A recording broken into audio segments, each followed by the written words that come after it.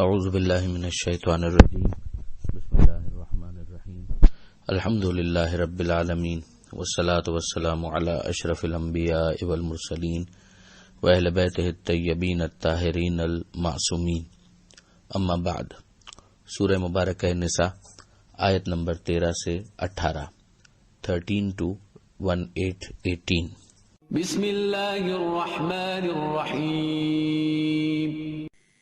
تلك حدود اللہ ومن يطع الله ورسوله يدخله جنات تجري من تحتها الأنهار خالدين فيها وذلك الفوز العظيم۔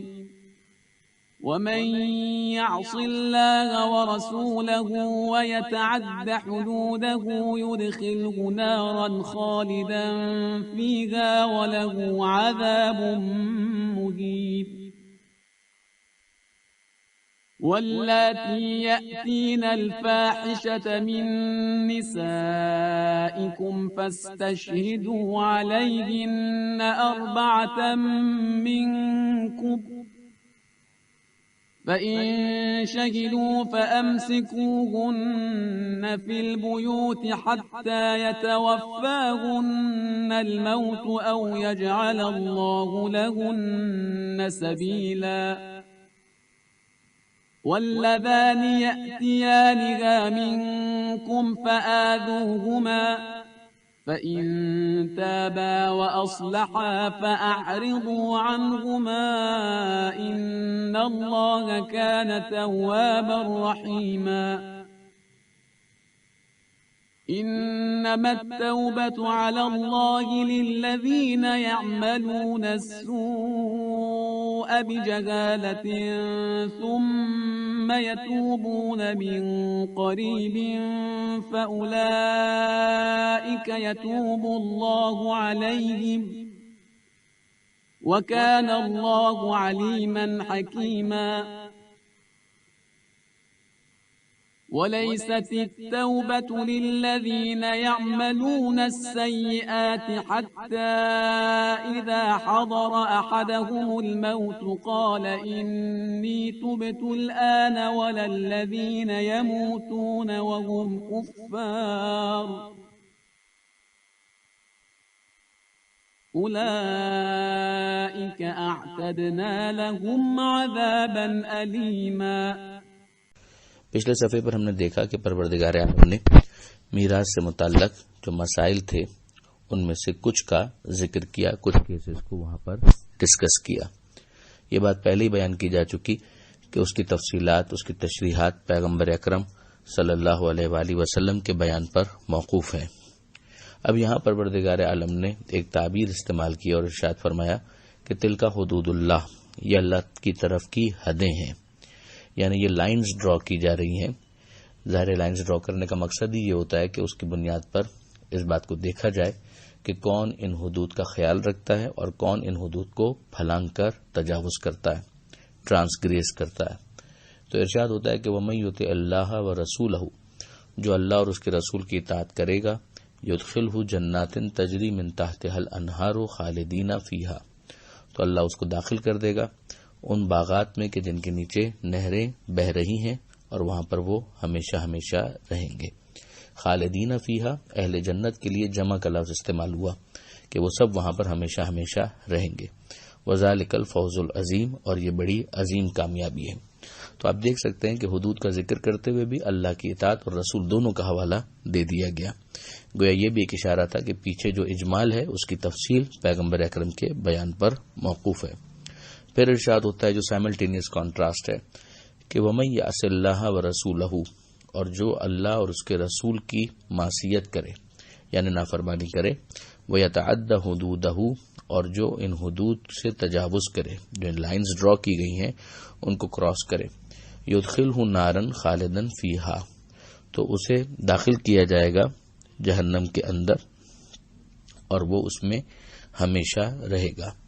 یہاں پر غور کرنے والی بات یہ ہے کہ جب اہل جنت کا ذکر آیا تو کہا گیا کہ وہ اہل جنت وہاں پر ہمیشہ رہیں گے، اور جو یہاں پر جو اہل جہنم ہے ان کا ذکر آیا تو کہا گیا خالدن فیہا، وہ وہاں پر اکیلا رہے گا ہمیشہ ہمیشہ۔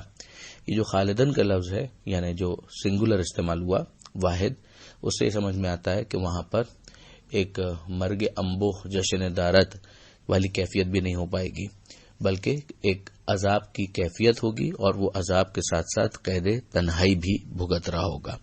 وَلَهُ عَذَابٌ مُّهِینٌ، اور اس کے لیے رسوا کرنے والا، ذلیل کرنے والا عذاب ہوگا۔ ایک سوال جو یہاں پر رہ جاتا ہے وہ یہ کہ یہ جو معصیت ہے اللہ اور اللہ کے رسول کی، تو یہاں پر صرف عمل میں کوتاہی کی وجہ سے جہنم میں ہمیشہ رہنے کا ذکر ہے، جبکہ اصول یہ ہے کہ اگر کوئی شخص مومن ہو اور اصول دین پر صحیح عقیدہ رکھتا ہو تو پھر اگر وہ اعمال کے اندر کوتاہی بھی کرے گا تو اعمال کی کوتاہی کی سزا بھگتنے کے بعد اسے جنت میں منتقل کیا جائے گا۔ مگر یہاں پر خالدن کا لفظ ہے کہ وہ وہاں پر ہمیشہ ہمیشہ رہے گا۔ تو کیا یہ امکان ہے کہ صرف عملی گناہ کی وجہ سے، چاہے وہ کتنا ہی سنگین کیوں نہ ہو، ہمیشہ ہمیشہ جہنم میں رکھنے کا عذاب دے دیا جائے؟ تو یہاں پر ایک بات جو مجموع البیان کے اندر علامہ طبرسی نے کہی ہے، اسی کو میں بیان کر کے آگے بڑھ جاؤں گا کہ پروردگار عالم کی اس تعبیر کے لیے علامہ طبرسی فرماتے ہیں کہ المراد بہ من تعدى جمیع حدود اللہ، کہ یہاں پر مراد وہ شخص ہے کہ جو اللہ کی تمام حدود کی پامالی کر دے اور اس سے تجاوز کرے۔ وہذہ صفت الکفار، اور یہ کفار کی صفت ہے، یعنی گویا وہ تو پھر ضروریات دین کا بھی منکر ہو گیا، اور یہ پیغمبر اکرم کے انکار تک لے جاتی ہے بات، اور اس کے نتیجے میں ایک انسان کافر بن جاتا ہے۔ آگے آیت نمبر 15 اور 16 کے اندر پروردگار عالم نے انتہائی وہ برا فعل جس کو زنا کہا جاتا ہے، ایڈلٹری کہا جاتا ہے، اس کی سزا پر گفتگو فرمائی ہے۔ ہم جانتے ہیں کہ اس وقت جو حکم ہے اور وہ قرآنی آیت کی روشنی ہی میں ہے، اور جس کے اوپر ایک اجماع بھی قائم ہے، ایک اگریڈ اپون ایشو ہے، وہ یہ کہ خدا نہ کرے اگر کوئی شخص زنا کرتا ہے کوئی خاتون کے ساتھ تو پھر اس کے بعد اس کی سزا کیا ہے، یہ دیکھا جائے گا کہ یہ زنا محسنہ ہے یا زنا غیر محسنہ ہے۔ اگر زنا محسنہ نہیں ہے، یعنی ایک ایسا شخص ہے کہ جو شادی شدہ نہیں تھا، ایک خاتون جو شادی شدہ نہیں تھی، اور ان کی طرف سے یہ فعل بد ہوتا ہے، تو پھر اس صورت میں سزا اور ہے، وہ سزا ہوگی 100 جلدہ، یعنی ان کو 100 کوڑے لگائے جائیں گے، جو سورہ نور کے اندر اس کا حکم آیا۔ اور خدا نہ کرے کہ اگر زنا محسنہ ہے یعنی شادی شدہ تھے اور پھر بھی یہ کام کیا تو سنسار کرنے کا حکم ہے۔ اگر اسلامی حکومت ہوگی تو پھر یہ قانون اس طریقے سے نافذ ہوگا، اور اس کے اوپر اجماع ثابت ہے امت کا، یعنی اسی پر عمل بھی ہے، حدیث بھی اس کے حوالے سے۔ تو یہاں پر جو چیز بیان کی جا رہی ہے وہ کیا ہے؟ وہ یہ ہے کہ اگر کوئی خاتون تمہاری، یعنی تم میں سے کوئی ایسی خاتون اس طرح کی کوئی حرکت کرے تو پھر کیا کیا جائے گا کہ اس کے اوپر پہلے تو 4 گواہ مانگے جائیں گے۔ یہ 4 گواہوں کو رکھا ہی اس لیے گیا ہے کہ یہ دیکھا جائے کہ صرف گناہ ہوا ہے خدا نہ کرے، یا ایسا گناہ ہوا ہے کہ جس کے اندر انتہائی درجے کی بے حیائی اور بے باکی شامل ہے۔ یعنی آپ توقع کریں کہ ایک خاتون جو اچھے کردار کی ہو وہ کیا ایسا کر سکتی ہے کہ 4 عادل گواہوں کی موجودگی میں اس فعل بد کو انجام دے؟ اگر وہ اتنی بے باک ہے تو پھر اس کے لیے سزا بھی بہت سخت ہونی چاہیے۔ ابتدائی مرحلے میں جو سزا تھی وہ یہ تھی کہ اگر 4 گواہ ان کے اوپر آ جاتے ہیں تو ان کو گھر ہی کے اندر نظر بند کر دیا جائے گا یہاں تک کہ ان کی موت واقع ہو جائے، یا اللہ ان کے لیے کوئی سبیل نکال دے، یعنی کوئی دوسرا حکم آ جائے۔ وہی دوسرا حکم پھر بعد میں آیا، اور اس کے بعد 100 کوڑوں کی سزا آ گئی کہ اب اگر کوئی یہ کام کرے گا تو اس کے لیے یہ سزا ہے۔ میں پھر عرض کر دوں کہ یہ ان افراد کی بات ہو رہی ہے کہ جنہوں نے زنا محسنہ نہ کیا ہو، یعنی شادی شدہ نہ ہو۔ اور پھر اس کے بعد جو اگلی آیت ہے اس کے اندر بھی یہ بیان کیا گیا کہ اگر زنا کرنے والے غیر شادی شدہ ہیں تو پھر ان کو اذیت دی جائے گی، یعنی لعنت ملامت کی جائے گی، برا کہا جائے گا تاکہ انہیں احساس جرم پیدا ہو۔ اگر وہ توبہ کر لیں اور اصلاح کر لیں تو پھر ان کو چھوڑ دیا جائے گا، اور اللہ توبہ قبول کرنے والا اور رحم کرنے والا ہے۔ یہ گزارش کی جا چکی کہ یہ دونوں احکام پھر بعد میں تبدیل ہو گئے کہ اگر زنا محسنہ ہے تو پھر سنسار کی سزا ہوگی، اور اگر زنا غیر محسنہ ہے تو پھر 100 کوڑوں کی سزا ہوگی۔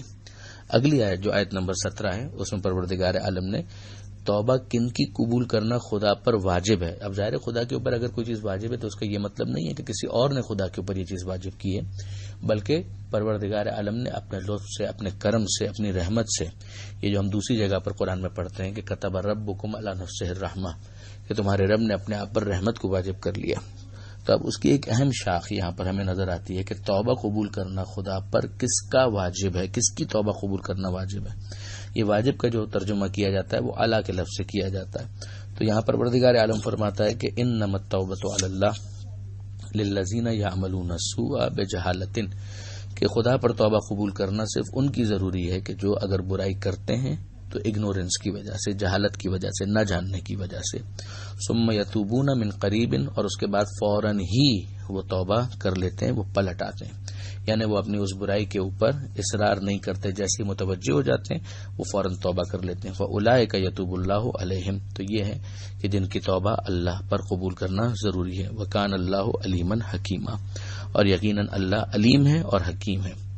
ولیست التوبۃ للذین یعملون السیئات، اور ان کی توبہ نہیں ہے کہ جو برائی کرتے ہیں، برے کام کرتے ہیں، حتی اذا حضر احدہم الموت، یہاں تک کہ ان کو موت آ جاتی ہے.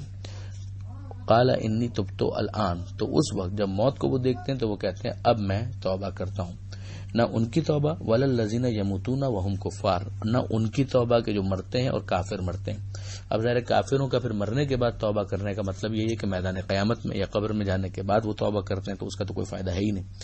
لیکن وہ افراد کہ جو پہلے جن کا ذکر ہو رہا ہے، یہ تو پھر وہی افراد ہوئے کہ جو مسلمان ہیں، تو ان لوگوں کی بھی توبہ قبول کرنا پروردگار عالم کے ذمے پر نہیں ہے، ان کی توبہ نہیں ہے، بلکہ موت کے آنے سے پہلے ان کو توبہ کر لینی ہے. یہ بڑی ہمت شکن آیتیں ہیں. علامہ سید علی نقوی صاحب کی تعبیر یہی ہے، اور واقعاً بڑی ہمت شکن آیت ہے کہ جس کے اندر پروردگار عالم نے توبہ کو کچھ خاص شرائط کے ساتھ مقید کیا ہے. ہاں، اس کے اندر ایک گنجائش جو نکالی ہے وہ یہی ہے کہ قبول توبہ کا وجوب جو ہے وہ اللہ کی لفظ سے ظاہر ہوتا ہے، یعنی توبہ کا قبول کرنا اللہ کے ذمے بس ان کے لیے. ذمے کا مطلب ہے لازماً توبہ قبول کرنا. اسے کہا گیا ہے کہ یہ بس ان کے لیے ہے جو جلد ہی توبہ کر لیں. اس سے یہ لازم نہیں آتا کہ دوسری صورت میں فضل و کرم کی وجہ سے بھی توبہ قبول کرنا غیر ممکن ہو، بلکہ اللہ کا فضل و کرم شامل حال ہو تو وہ آخر وقت بھی توبہ قبول کر سکتا ہے. اس کے رحم و کرم پر کوئی پابندی نہیں ہے، نہ کوئی لگا سکتا ہے. سبحان اللہ. اللہم ارزقنا، پروردگار عالم اس رحم و کرم کا ہمیں بھی مصداق قرار دے اور ہم پر بھی اپنی رحمتیں نازل فرمائے. پروردگار عالم سے دعا ہے کہ وہ قرآن سمجھنے اور اس پر عمل کی توفیق عطا فرمائے، اور وارث قرآن امام زمانہ کے ظہور میں تعجیل فرمائے. وآخر دعوانا ان الحمدللہ رب العالمین، والسلام علیکم ورحمۃ اللہ وبرکاتہ.